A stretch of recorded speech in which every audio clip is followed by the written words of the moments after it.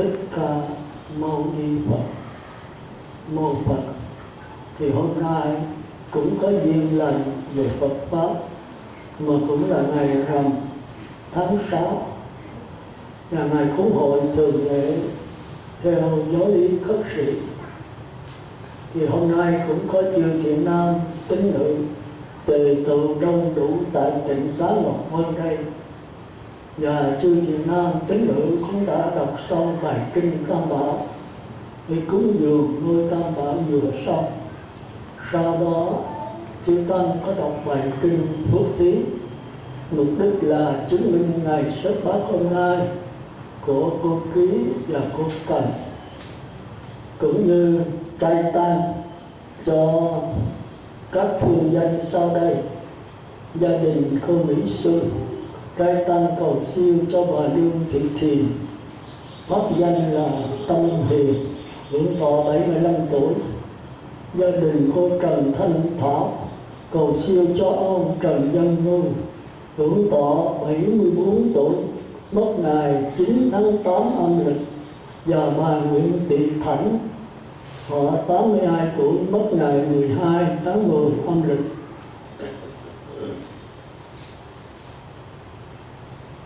Thì đó là lý do cái buổi cúng hội và trai tăng cũng như xuất bát hôm nay.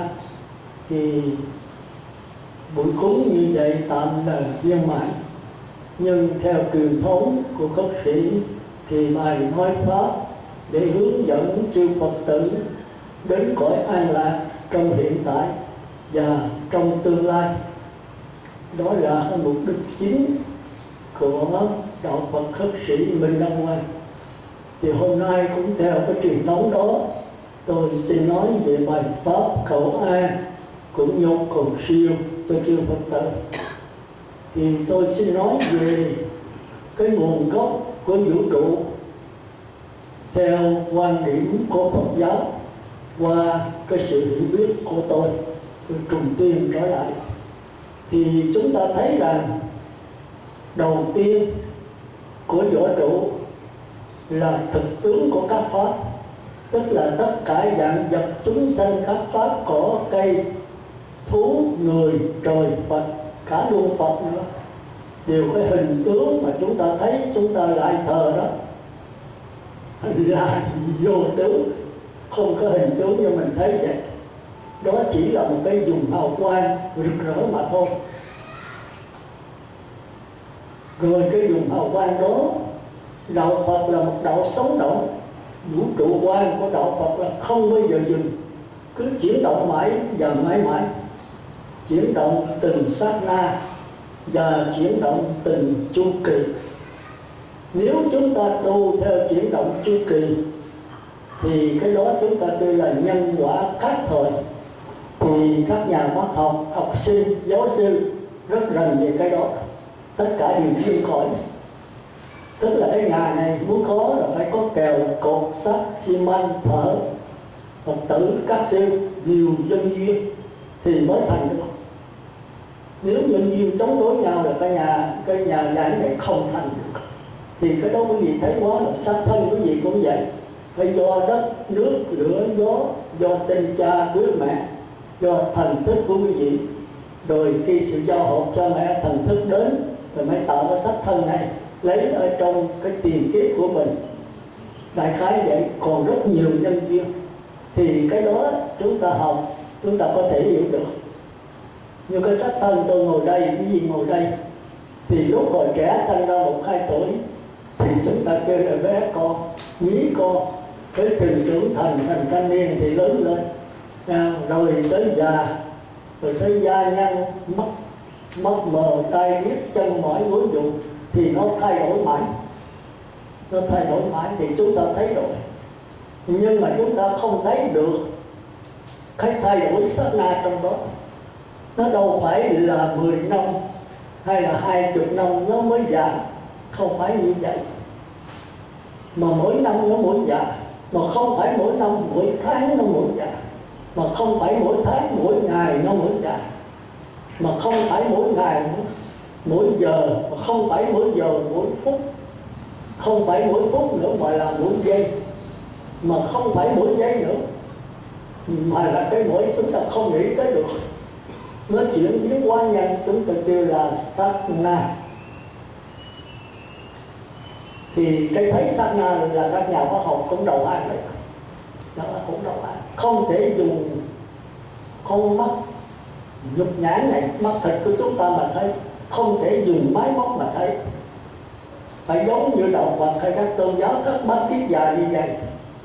Nào, rồi lãnh cảnh hiểu dụng ki tốt ít, muốn biết đủ trở về nội tâm thì nhận lại, chứ không thể mà phân tích tổng hợp như tư tưởng mà thấy nó được. Nó là cái nền tảng để sanh ra dạng vật chúng sanh và các pháp. Thì trong kinh thường ví dụ giống như cái dòng sông, cái dòng nước sông mà chưa có sóng, nó êm ả trôi chảy, thì nó trôi chảy như vậy là từng sát na. Chúng ta thấy dường như có những cái giọt nước, rồi coi lại thì nó là một cái dòng nước. Rồi khi có gió bắt con tham sân si, có dinh dục lợi hại thịnh chê khi tham sân si cho đó, thì cái gió này mới làm cho dòng nước nổi sóng lên, sống người ta, trâu bò heo chó. Nhưng mà điều nương vào duyên khởi từ dòng nước sát na. Thì cái tu mà nếu chúng ta tu theo dòng nước thì chúng ta đi đến giải thoát thành Phật. Vì sát na nó không có tướng mà nó chỉ có cái hình. Khi nó chuyển biến thành tốc rồi mất luôn cái hình, chỉ còn cái dùng hào quang thôi. Đó là cái vấn đề mà chúng ta phải suy ngẫm cho nhiều. Cái này không ai giải ai được hết, dầu cho Đức Phật. Mỗi người phải tự tìm lấy chân lý, không ai giải ai hết. Do đó thời Đức Phật Thích Ca 62 tôn giáo bạn không thấy được cái này.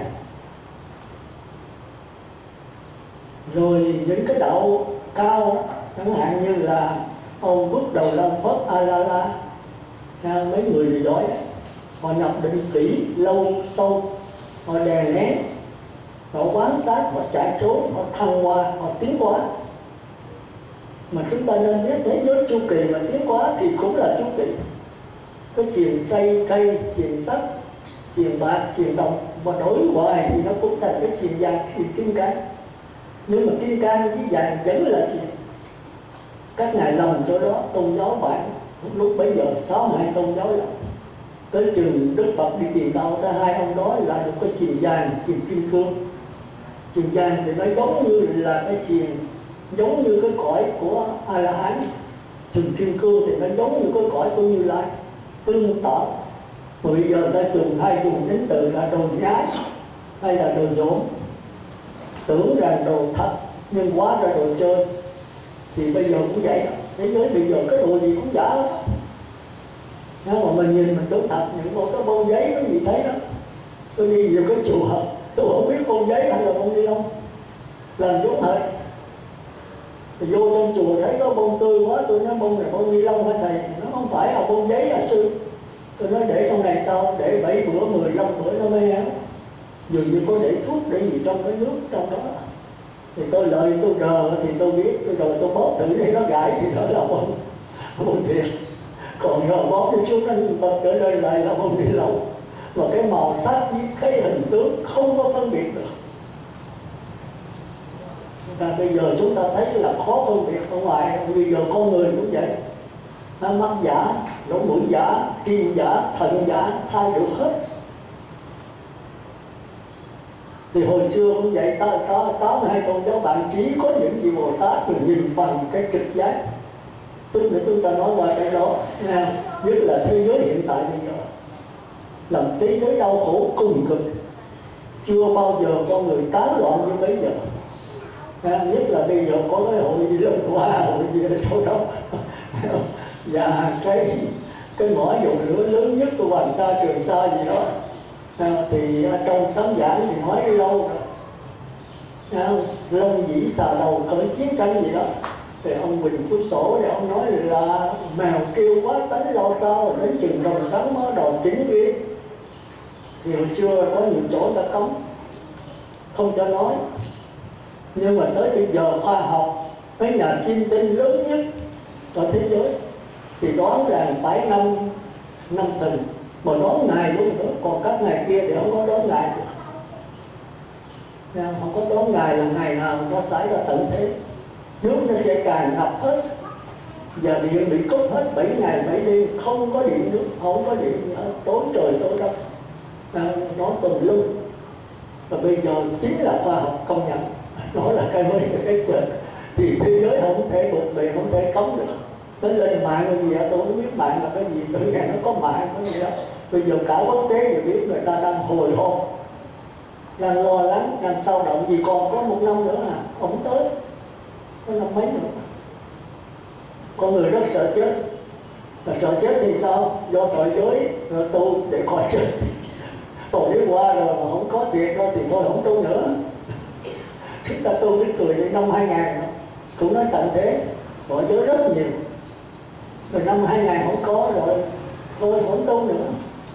Bây giờ năm 2012 tận thế, tội giới lại tu lại. Không có hiểu cái đạo là cái gì, tu là tu cho khỏi chết. Chúng ta rất sợ cái chết. Mình chết là gì mới được chết? Tại sao sợ chết mà không tìm hiểu chết là cái gì? Nhưng mà hiểu rõ thì cái chết là nó dễ đối đầu, và cái chết sống không thành vấn đề, không thành vấn đề. Chúc chúng ta trở lại vấn đề siêu hay đọa mới là vấn đề chết. Chết ai không chết? Đức Phật cũng chết. Rồi bây giờ năm 12 đi mà không, quả cầu này không nổ, không chết, rồi mình sống hoài không? Thì cũng phải chết thôi. Đây tới 12 có thể chết trước, có thể qua 12, 13, 13, 14 mình chết. Chứ ai mà sống hoài được? Ở đây đầu thế giới là có nổ thì mình cũng chết, mà không nổ mình cũng chết. Nhưng mà chết rồi còn lại cái gì? Hay là chết là hết? Mà tại sao là hết?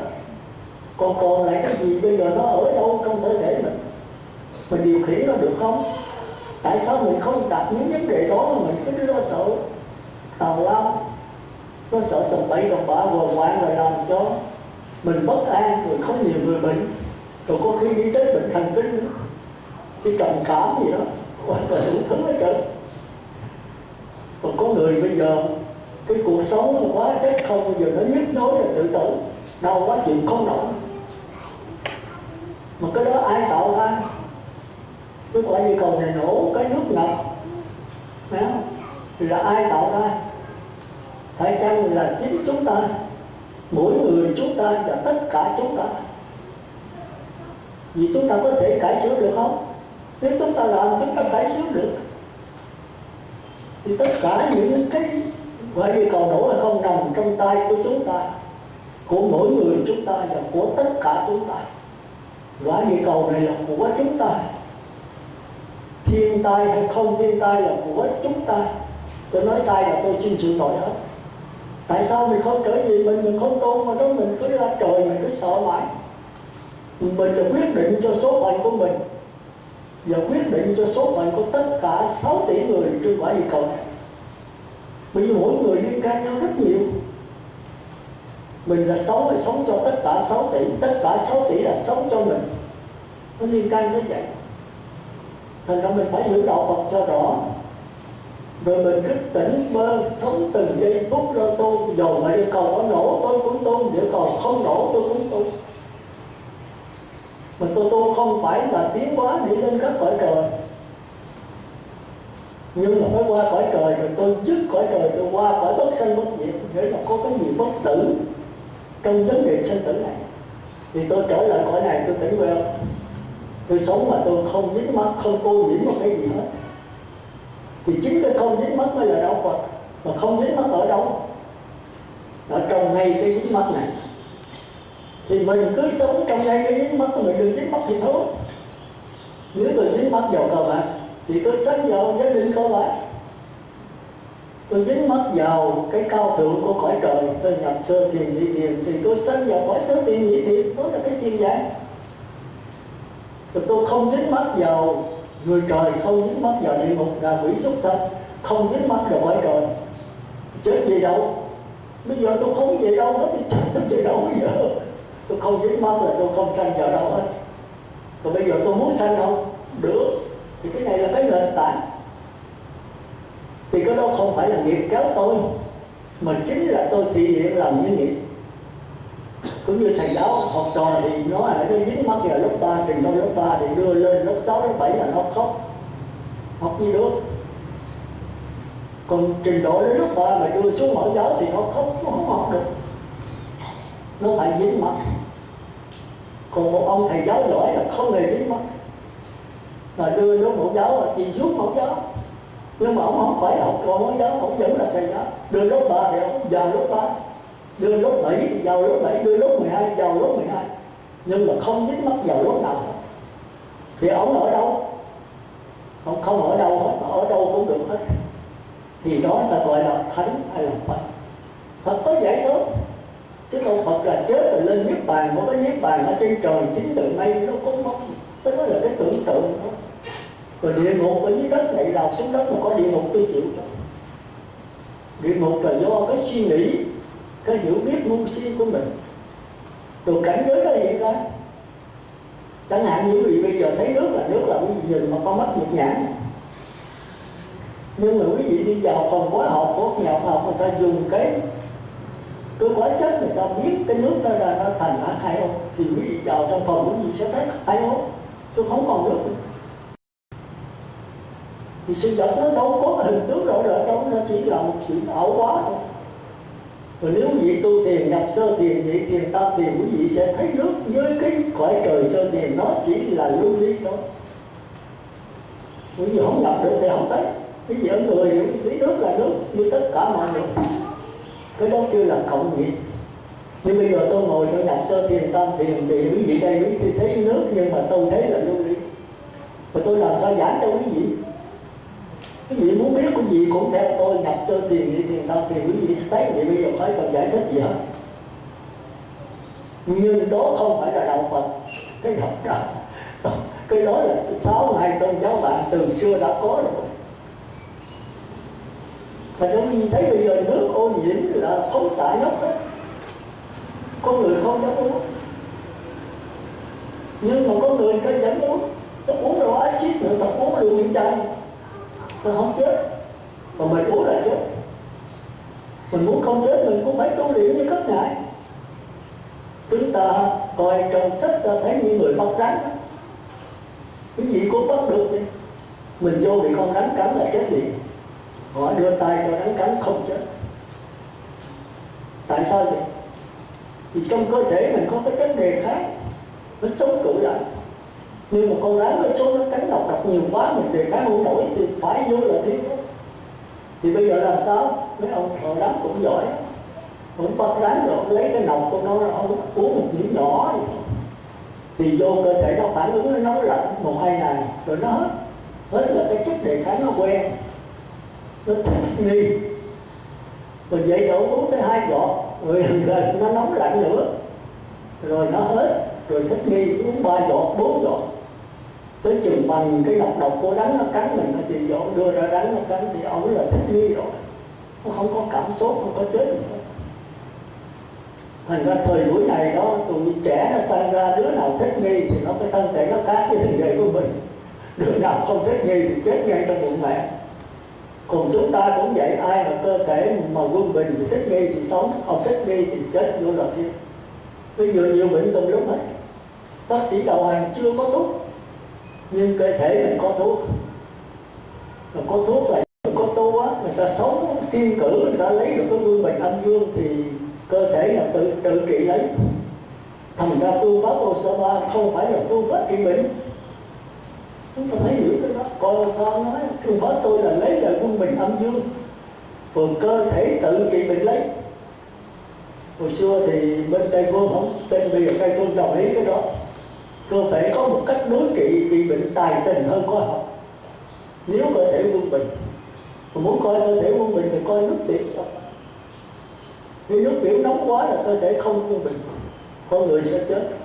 Nước tiểu trắng nhất là cũng không quân bình, nước tiểu vàng, nước trời ơi. Giờ coi cái phẫn vàng thì miếng chả đáng. Thì tất cả bệnh tật cơ thể nó tự trị lấy.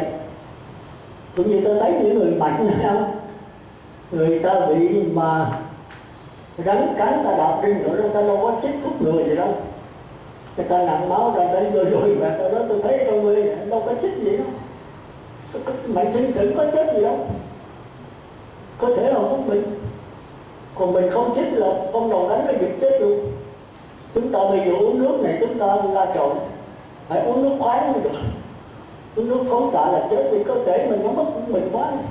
Chúng ta vô trong miền quê chúng ta coi mấy đứa chăn trâu á, mấy em thui ở trần rừng cực uống cái gì biết không, uống nước ở lỗ chăn trâu á, con trâu đi đạp xuống cái lỗ hổng rồi có nước trong đó, lấy hai tay nó hốt lên nó uống à.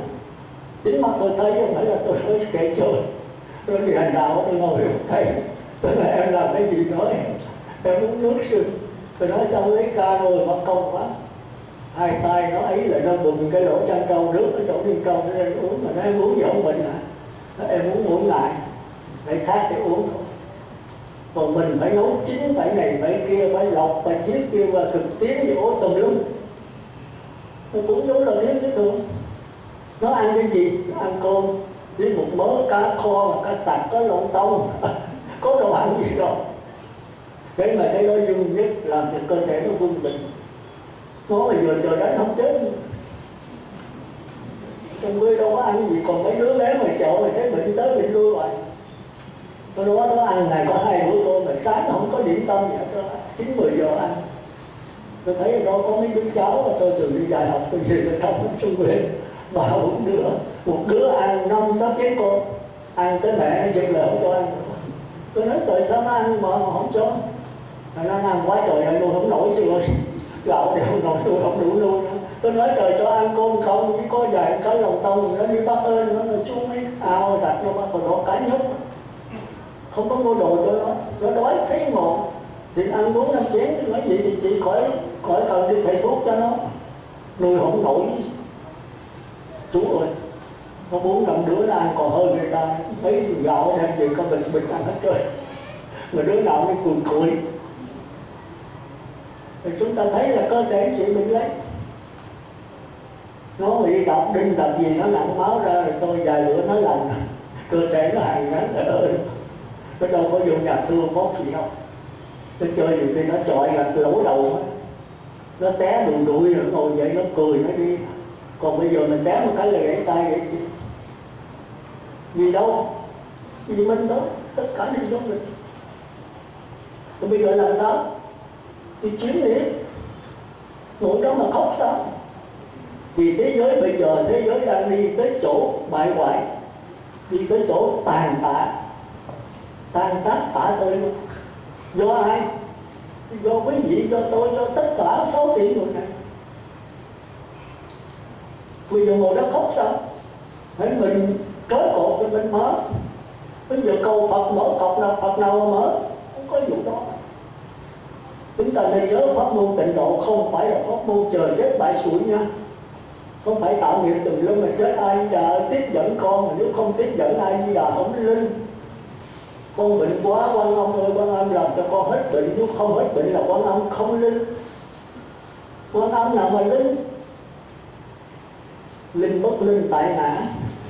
Trong đó có nói rằng ai mà nhất niệm á, mà phát nguyện cầu ta thì mới linh được. Con nói tạp niệm mà câu làm sao linh được? Có ba hồi niệm Phật, có hồi nhớ con, có hồi niệm Phật, có hồi nhớ tiền bạc, mà làm sao Quan Âm, làm sao Di Đà nào mà cứu cho nổi, bắt cả hai tay. Bây giờ quý vị cũng vậy đó, tôi thấy tôi niệm A Di Đà, và niệm Kim Đại Bi, hay là niệm Quan Âm, niệm tùm lum. Mà cái quan trọng của mình là nhất niệm. Thành ra nguyện 18, 19, 20 rất là hay, quý vị không để ý. Ba cái nguyện đó quý vị phải thuộc lòng. Cái nguyện 18 đó là quan trọng nhất, là tu tịnh độ rạch ròng niệm Phật, không có niệm cái gì khác hết. Mà được nhất niệm trước khi chết nha, nghĩa là hết vô tỏ ra từ một câu anh nhớ cầu nhớ ai Đà từ một câu tới 10 câu, một câu thôi. Mà câu đó phải là hết vô rồi không thở ra nữa, tức là cận tử nhớ cái Phật. Mà phát nguyện là Phật A Di Đà tiếp dẫn con, nhất niệm là sanh về cõi trời. Mà bây giờ tôi không muốn về cõi trời, tôi muốn về cõi Phật. Mà nếu mà tôi tập niệm tôi về địa ngục ngạ quỷ, A Di Đà tiếp dẫn con, không có Di Đà nào tiếp dẫn. Anh tùm lum hết trơn, anh giữ tôi dẫn anh về chỗ đó, anh làm sao ở được. Anh còn cà phê, còn thuốc lá, còn vợ, còn con, còn tiền, còn bạc, còn gì đó. Anh đòi cà phê, thuốc lá rồi làm sao cực lạc có gì đó. Anh dứt hết là phải trời. Không có chiếc hữu bên ngoài nữa. Sắc tài danh lợi, ăn uống ngủ nghỉ không có, mà chỉ có tập trung vào con niệm Phật để hưởng lấy cái hỷ lạc. Tôi giảng hoài thì cái này là giảng sanh đấy. Cái này bất cứ 100 người ai đi là tiếp dẫn 100 người. Còn nhớ vợ con, còn tiền bạc, còn ghiền cà phê, ghiền thuốc lá, một trà, một rượu, một đàn bà nữa thì không bao giờ có vấn đề. Ai đi là tiếp dẫn, mà lỗi đâu phải ở mình, đâu phải ở đi đã. Đó là nguyện thứ 18. Chúng ta thấy có một tịnh độ độc đáo 48 được nguyện đó. Có 3 nguyện, bởi vì phải thuộc lòng 18, 19, 20. Cái này cái giảng của tôi mỗi người mỗi giảng khác. Tôi giảng thì tôi phải chịu trách nhiệm, vì tôi nắm cái gốc của nó là nhất niệm, là phát nguyện thì giảng sanh. Rồi nguyện thứ 19 đó là bất cứ tu pháp môn gì, tứ niệm xứ thiền tông ha, rồi minh sắc tuệ ha, rồi tu tiên ha, rồi tu ngoại đạo, thôi miên ha, xuất hồn, được hết, miễn nhất niệm thôi. Nhớ là nhất niệm nha. Mà nhất niệm trước khi chết là tưởng niệm, một phát nguyện dẫn dẫn sanh. Thì dĩ nhiên cái này khó hơn pháp môn tịnh độ. Tịnh độ là sao? Tôi niệm Phật A Di Đà là tôi có phát nguyện trong đó rồi. Bây giờ phát nguyện thêm thì cái nguyện rất là dữ dằn. Còn tôi tu thiền tông tôi này kia là không có phát nguyện. Mà nếu tôi không phát nguyện không dẫn sanh thì không bằng cái nguyện 18. Thành ra chư tổ đều khuyên là nên tu tịnh độ tốt hơn. Khi tôi niệm A Di Đà là tôi phát nguyện A Di Đà tiếp dẫn tôi, bây giờ tôi phát nguyện thế thì cái nguyện càng chứng chắc hơn. Còn tôi tu thiền tông tịnh độ, tu thôi miên này kia, tôi tập trung tu tiên này kia thì nhất niệm, mà quên phát nguyện là không giảm sanh. Cái thói quen khi tôi chết rồi hết vô thở ra, tôi nhất niệm rồi sanh về cõi trời, sanh về cõi tiên. Chỉ cần phải kêu A Di Đà nữa thôi. Mà nhiều khi mình không làm hàng ngày mình bước, thành ra cái nguyện 19 là không thù thắng là 18. Còn nguyện 20 là ngon lành nhất, mà lợi tệ nhất là không tu tịnh độ, không niệm Phật, không tu thiền, không tu minh sát, không xuất hồn, không gì hết. Giống như mấy bà đi cô đi quỷ đạo, đi bố thí, đi cúng dường, làm tất cả các phước báo. Mà nhất niệm á, làm phước báo mà còn cầu mong cho gia đình tôi cúng ra 1 đồng tôi được 1 triệu đồng thì cái đó không có được. Rồi nghĩ tới chúng sanh tập trung vào đó, tôi được nhất niệm thì phát nguyện dẫn giải sanh. Thì cái này có tu phước báo không có công thì cái định lực rất là yếu. Mấy bà đi tịnh độ chặt thuốc này kia, bà đi quỷ lạ này, nó cho tới cái Phật tử khoái đó, dễ có tiền thì thấy chỗ đó. Rồi đi thì cho quà đó nào bánh mứt kẹo rồi gạo này kia đồ. Bà cứ thấy là bà niệm Phật nha, con niệm Phật nha, mà không biết tôi có niệm không. Tôi đuổi người ta về cực lạc mình nói lại, mình kêu cái miệng của mình không có công phu. Rồi nó nói tôi mà chẳng công phu thì khác nào như thể người tù đó không? Cái gì là người tù đó không? Vô nghe pháp về có thực hành, phải có thời có biểu, có giờ giấc. Con bệnh lắm xưa ơi, không lắm lẽ một ngày không có 15 phút để mà niệm bữa sáng. Không sáng thì trưa, không trưa thì chiều, không chiều thì tối. Không có giờ nào hết. Có ngày ngủ không? Vậy thì thôi nữa giảng sinh rồi coi ổn. Thì quý vị sao lúc sống thì tới về thôi, tôi bảo đảm nha con khác. Bây giờ quý vị lợi nhà mấy người cờ bạc quý vị lợi không có đi đâu, nhà không có sông bãi. Bây giờ còn sống vậy thì chết cũng vậy thôi. Thì chết rồi tôi lớn tới không biết đi đâu, kiếm cái sông bài chỗ gia đình sông bài tôi nhào cho đó để mà tôi được gần gũi đi người sông bài. Đồng thánh thì tôi nói thành ra Phật tử phải hiểu cho nó rõ đạo Phật, đừng có sợ chết. Bây giờ cũng đang chết từng sát na. Rồi qua cái chu kỳ 5 năm, 10 năm mới thấy được cái chu kỳ. Nó già có cái chu kỳ là có mấy nhiều sát na trong đó. xong cái dòng nước nó đang chảy gì ra thì cái lượng sống nó nằm dính lên dòng nước, mà dòng nước đâu có tướng, thì có tướng ta kêu là sống. Nhưng mà trong cái lượng sống đâu có cái dòng nước làm cái nền tảng đó, nó đưa cái dòng nước để tạo ra cái lượng sống. Thì lượng sống là có dòng nước trong đó, mà dòng nước thì không có tướng. Mà khi có tướng con trâu, con chó, con bò, người ta, con heo thì đó kêu là sống. Cái này quý vị phải ngồi suy nghĩ, chứ đừng nếu tối làm sao làm được. Tôi thì quán xét nhiều lắm, thành ra đối về giống chết thì tôi nhẹ thôi. Mà tôi muốn làm sao để bị tôn trên cái dòng nước đó, đừng có tôn trên lượng sống nữa. Mà dòng nước ở đâu?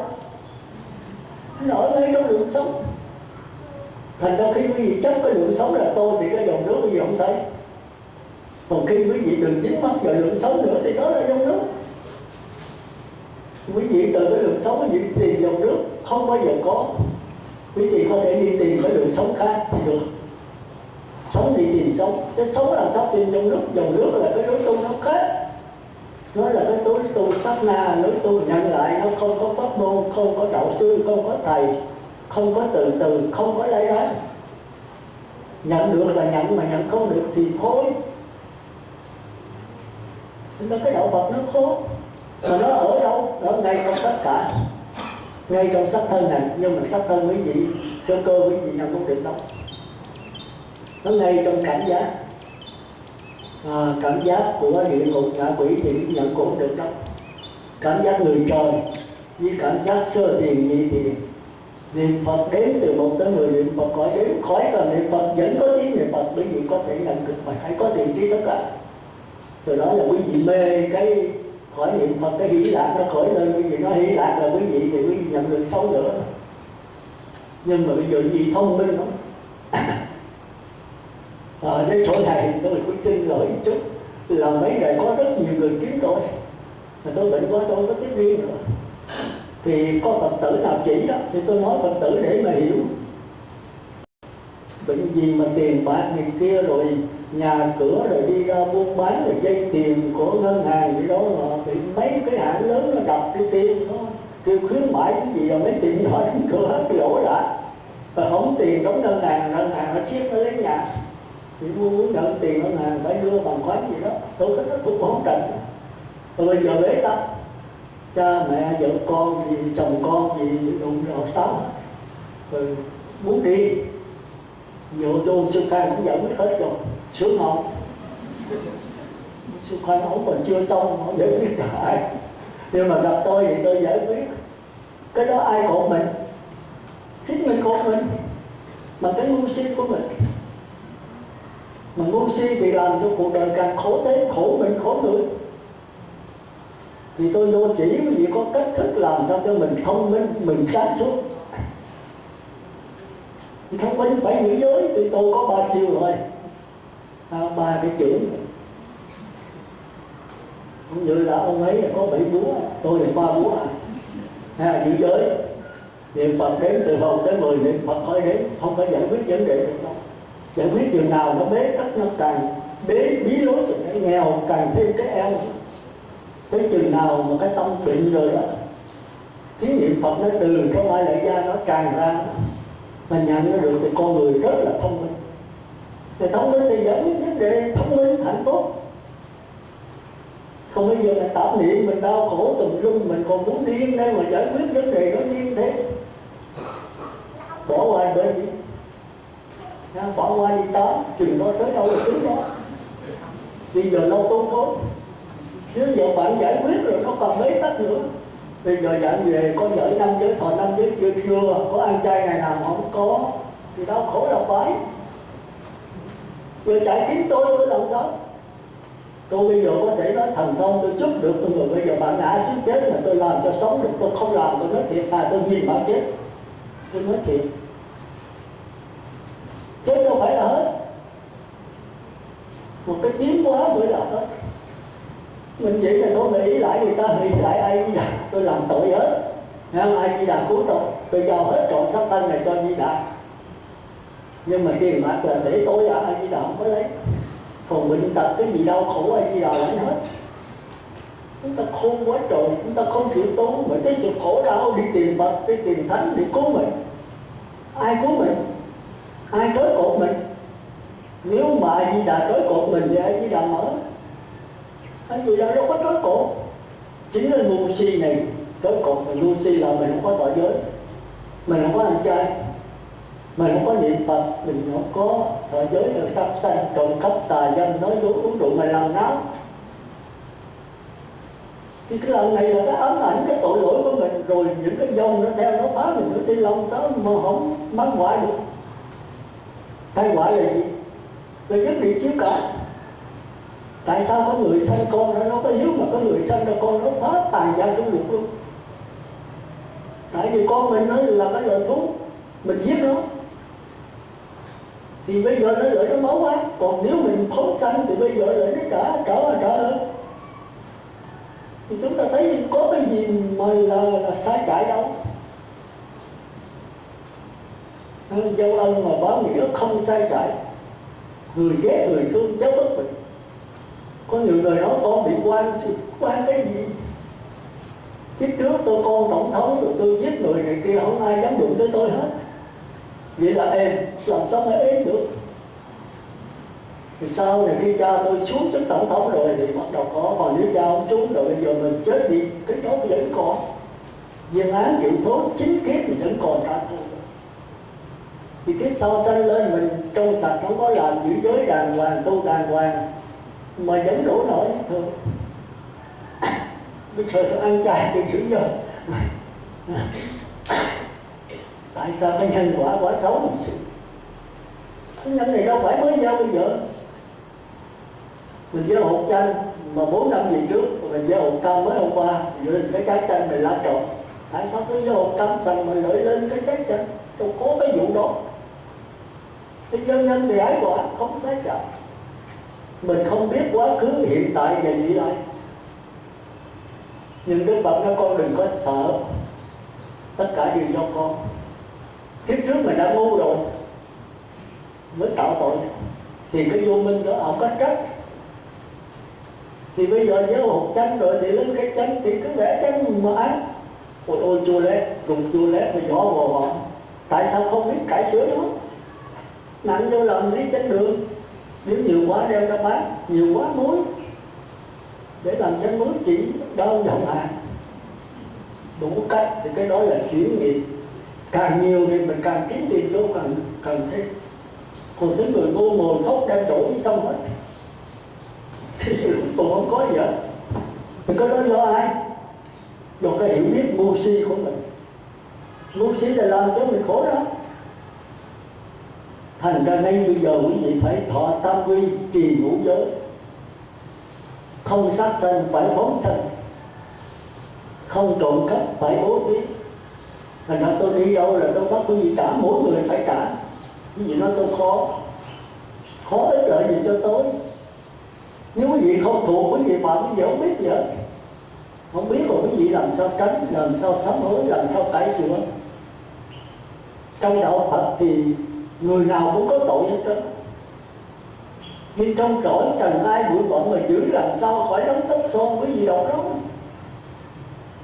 Tôi còn phạm một tháng là tôi phải 4 ngày sám hối.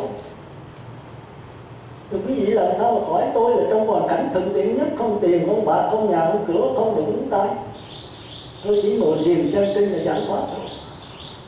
Tôi không có làm, đâu có nghề nghiệp tôi là cái nghề đi xin ăn. Thế mà vẫn mang nghiệp như thường.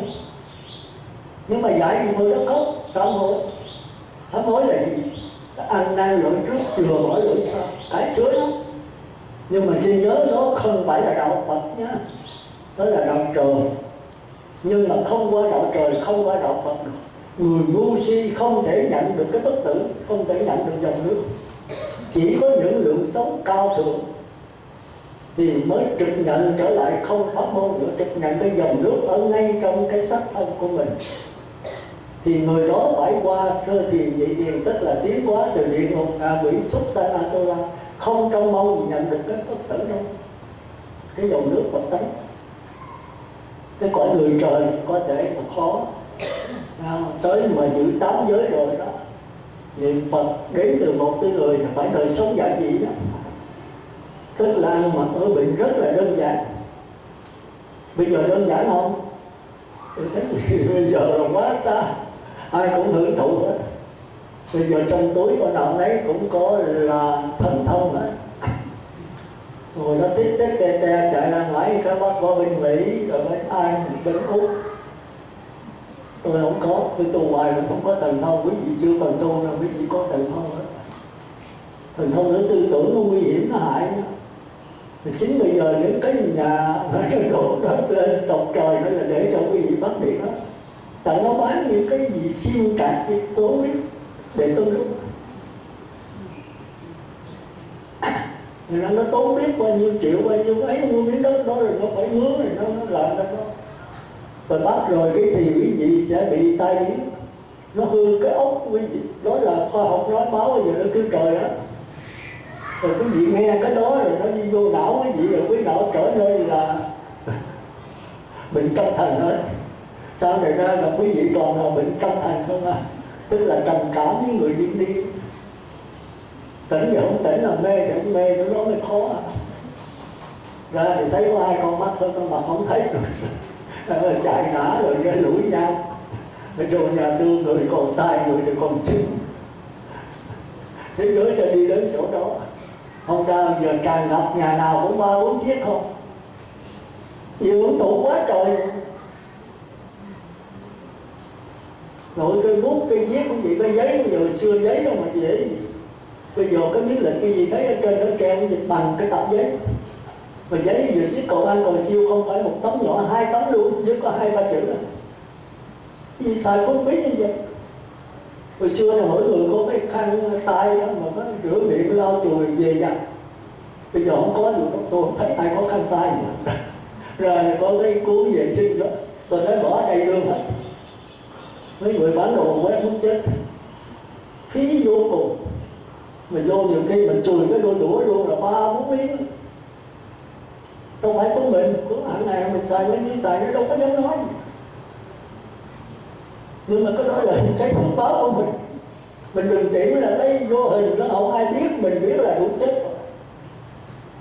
Con người rất sợ bên ngoài. Nhưng mà cái sợ mình mới phải chứ. Ai cho mình xuống địa ngục? Ông Phật cũng không làm xuống địa ngục, tôi bảo đảm. Có Phật bây giờ đây tôi nói Ngài không thấy gì con xuống địa ngục đâu. Ai làm mình xuống địa ngục? Chỉ có mình thôi. Nếu tôi sát sanh trộm cắp tà dâm nói dối thì tôi công an nó trói liền. Tôi là người tu cũng vậy, nó không có kể vậy đó. Tôi tội lỗi là tôi phải đền tội. Còn Phật tử là người dân ở ngoài nhưng mà đàng hoàng những năm giới, không bao giờ công an nó đụng tới vậy. Nếu có là cái tiền kiếp của quý vị thì phải chịu thôi. Thì bây giờ phải cải sửa. Thành ra cái sống của quý vị nên sống cái hiện tại. Mà tôi đố quý vị biết hiện tại là cái gì? Tôi nói bài mà tôi chưa có giảng được. Bởi vì nó cao quá. Cái gì nói sống hiện tại. Tức là đừng có sống quá khứ, đừng có sống tương lai. Quá khứ đã qua rồi, đừng hối tiếc nó. Tương lai thì chưa đến. Thì tôi nghe hay quá, nhưng thật sự là chưa có hiểu đâu. Vì chưa hiểu, hôm tôi ngồi thiền tôi nói muốn giảng mà làm sao giảng được. Cái gì niệm Phật đến từ 1 tới 10 niệm Phật ở đến còn sống quá khứ hiện tại vị lai còn đau khổ. Quý vị khỏi cần niệm Phật nữa, tự tiếng niệm Phật phát hiện ra. Cái gì nói này sống hiện tại chưa nữa đâu, vẫn còn đau khổ. Đối với cõi này chưa có yên đâu. Rồi quý vị chìm đắm trạng thái niệm Phật mất thân, còn cảm giác nó tràn đầy thân. Đây là sống hiện tại chưa? Hay vẫn chưa? Vì chúng ta thấy cái hiện tại nó khó lắm. Không cái thời gian ngắn ngủi này tôi không thể giảng cho nó rõ. Tôi phải giảng là mỗi ngày chút tôi khơi cho quý vị. Rồi quý vị về làm việc, tức là phải bắt tiết dài như tôi. Một ngày ít nhất có nửa tiếng, rồi 45 phút, rồi 1 tiếng trở lên thì mới linh. Khi cái thân mình nó an rồi. Quý vị giờ về nhập sơ thiền chưa chắc đi là nổi, đừng có nói sơ lý thiền thôi. Ở đây mấy người khỏi niệm Phật.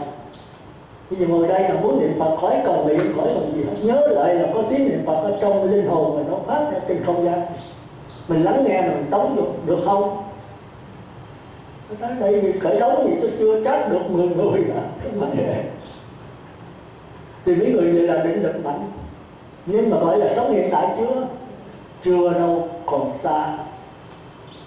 Tôi muốn giảng mấy lần mà tôi biết quý vị chắc giảng ngờ ngáo. Cái thực hành của đạo Phật là quan trọng ngay trong cuộc sống này. Mà như vậy là tạm xài được rồi đó. Khỏi cần niệm Phật vẫn có tiếng niệm Phật. Nếu gặp thánh nhân, nếu bậc thiện trí thức người ta giúp mình qua bát nhã, thì quý vị có thể nhập lưu nhất dẫn lai. Còn bất lai chưa được đâu. Không khó vậy đâu. Thì cái đó mình đi giáo pháp sâu nữa. Nào phải tìm hiểu cho rằng. Cái quan trọng của đạo Phật là cái hiểu mình cho rằng. Mà hiểu rằng thì trời ơi, bây giờ ai hiểu rằng? Các nhà sư xuất gia có hiểu rằng không? Bận rộn tùm lum. Tôi bây giờ trụ trì nó bận rộn tùm lum, tôi phải chịu rằng mấy năm trước là tôi không có, tôi yên không. Mà tôi mới cứ trốn đi hoài lên Đà Lạt và tôi không có làm gì hết, tôi phải đi sâu được con người thôi. Đi vào đâu, đi vào sắp tới. Nó chuyển biến là mình không hay gì hết. Trời đất ơi, mình mà mình không biết mình. Tôi nói cái đó quý vị có nhiều cái lạ, trời xin nói gì kỳ, con không biết con à. Tôi hỏi cô khi nào khi tưởng cô phát sanh cô biết không? Khi cô nổi sanh cô biết không? Nó có lúc con không biết đó, dung mình. Có lúc con biết là làm sao? Mà con niệm Phật con đè nó xuống, hết không? Có lúc đó hết, lúc đâu hết, không hết cô làm sao? Thì quán rồi đó mình quan trái nó vượt hai thứ nó không được nữa thì sao? Nó làm hơn nữa thì sao? Quán cách khác. Rồi cuối cùng làm sao? Không được nữa thì con xách xe con chạy. Hết chưa? Mai trốn trở về gặp cảnh vậy nữa thì không biết sanh nữa. Như vậy có gọi là biết chưa? Cái nhận thức gì có đúng đắn chưa? Mà không đúng đắn thì phải đau khổ. Phải đúng đắn thì phải đau khổ hết. Mà nhận sai lầm, chính cái sai lầm là kéo mình vào cảnh khổ. Nên lúc ngồi sinh tử là do mình. Tại sao mình không làm sao cho cái hiểu biết đúng đắn? Mà muốn hiểu biết đúng đắn thì phải làm sao? Thì phải có giải mình. Phải tọa tâm quy Phật, quy Pháp, quy Tăng. Phải nghe lời kinh dạy. Kinh của Phật, Phật chết rồi để kinh lại. Thì chừng nào mới coi nổi. Con bận vợ con, tiền bạc, nhà cửa tùm lum thì có thì giờ mà coi kinh nó làm sao? Phật chết rồi, giờ nương vào kinh của Phật mà kinh không được thì nương vào tắt. Mấy ông Tăng còn chạy con nữa. Một ông nào cũng vậy hết trơn, mình bơi đủ cái nắm sao? Nói thì đúng rồi phải sai, có gì người xưa bây giờ mới tu. Mà tu cũng không biết làm sao tu. Tối nay là đi Phật sự khá đóng. Nó kéo một đám đi quỷ lão như thôi. Mà mình không biết có chức năng gì không. Giảng thao thao nhưng mà không biết có sống được không. Và mình làm sao biết vị Tăng nói là thiệt. Mình làm sao biết cái nào là Đức Phật thiệt. Làm sao biết là Đức Phật giả. Mình làm sao pháp nào là pháp của Phật, pháp nào là của ngoại đạo. Trong kinh có dạy hết. Mà quý vị làm sao có nổi. Thì phải nhờ mấy ông Tăng, mà Tăng là thật sự ông Tăng rất là đơn giản, sống rất là rộng, sống rất là rủi rãi, không tiền, không bạc, không nhà, không cửa, không vợ, không con, không giữ một món gì hết. Ông không dính mắc cái gì hết thì ông còn mình không ngồi thiền tối lại. Còn tình xá có dùng được tiền kệ mày vô mày lấy, có cái gì đâu lấy. Ông Phật còn xi măng cửa không có cửa đóng rồi, có gì phải đi chuông vậy. Bằng đầu mày gì lấy náo trọi hết, còn cái gì nữa. Yên tâm. Còn dính mắc giờ tiền bạc tài sản thì chết cho cái gì nó lấy thì mai Phật tử đem cho cúng nữa. Còn cúng thì thôi. Còn mấy cái lưu hương đó bà chồng nó lấy mất hết rồi. Mà người đem vô mấy cái lưu hương bằng gì đó. Bằng sành gì cũng tốt à, nó cũng lấy luôn. Tôi biểu đừng đem Phật tử cúng luôn. Mà mua thì cứ mất. Tôi không có giữ. Tôi nghe đụng đọt thì thôi à. Còn cái gì nó khiêng không nổi nó cho hay, mình khiêng giùm nó ra ngoài cổng cho nó khỏe. Tôi thấy mấy vị cao tăng vậy đó, thường lấy chùa nó lấy không nổi là mấy ngày khiêng giùm nó ra. Chứ mình rượt mình la nó đập mình chết. Mình khiêng nó cảm ơn mình. Thì có ông thầy chùa vậy, ông ngồi tụng kinh đó. Cái chân cốt nó vô, nó lấy cái dao nó rụi cái lưng ổng. Tiền đâu? chìa khóa mở tủ tiền đâu. Ông nói trên bàn thờ chỗ Phật do Phật Thích Ca ngồi đó, ông lên đó ông ngồi rồi cái sơ chìa khóa ông đem mở tủ ông lấy hết, ông lấy trả chìa khóa cho thầy nè. Ông thầy nó buồn, mày không cảm ơn hả? Ông biết nói 2 tiếng cảm ơn sao? Ông quay lại còn cảm ơn thầy. Rồi nó dọn nó đi. Có bữa sau công an bắt lại nó khai lấy tiền ở trong đó, một đống tiền lấy hết trơn. Nó mày để là một số, là mai tao còn đóng thế cho chính phủ nữa. Rồi để là một ít. Thì là thầy trên bàn nó để là cho thầy đóng thế. Nó mày nói tiếng cảm ơn. Công an bắt vô dẫn nó, phải nó vô thầy nó lấy không? Nó không có. Thì nói kỳ nó khai nó vô chùa nó lấy rõ ràng. Tôi có tôi cho nó. Thành ra về nó không cảm ơn, tôi biểu nó cảm ơn, nó để cảm ơn rồi nó đâu phải lấy. Thì mấy ông công an chịu rồi, nó mày có cảm ơn xưa, nó có. Còn trả chìa khóa xưa cho nó để là một số tiền nhỏ để đóng thuế. Rồi còn đi về nó mày không biết cảm ơn hả? Còn mày là không cảm ơn, nói gì là mày đâu ăn cấp. Cấp mày biết cảm ơn mà ta có cho mày. Thế là chẳng ai, không có ơn tù này nào hết. Rồi nói trở lại xin xuất gia liền. Con chưa thấy ai như thầy. Nên là thấy cái tâm người tu nói như vậy, giữ lại cái gì? Mai mốt không có là Phật tử tu nó cũng không có thì thôi. Như nhà giảng là Phật tử không cấp thì thôi, ra mày dùng mà thuyết pháp với gốc cây. Tôi thì cái cốc bằng lá không có thì tôi hồi thuyết gốc cây. Tự lo thì tôi sống, tôi giảng không lo thì tôi vô là thiếu. Có vậy thôi. Nói đạo Phật hay chỗ đó, tôi thấy Thái tử Siddhartha còn làm vua là bằng ngày không yên, bằng đêm ngủ không được. Sợ người ta giết thích khách mình. Ông vua mà. Còn ông Phật là gốc cây, tôi gốc cây gì có tính giết tôi đâu. Giết lấy cái gì? Cái bát là bằng đất. Cái y áo thì là áo dài đánh giá lại. Lấy ông không có các bạn xét cho mình, ông không có trừ trụi. Ông ngủ như gốc cây, không có cái gì đâu, vô cấp tôi kiếm không có một đồng bạc hết, tại sao không có các bạn?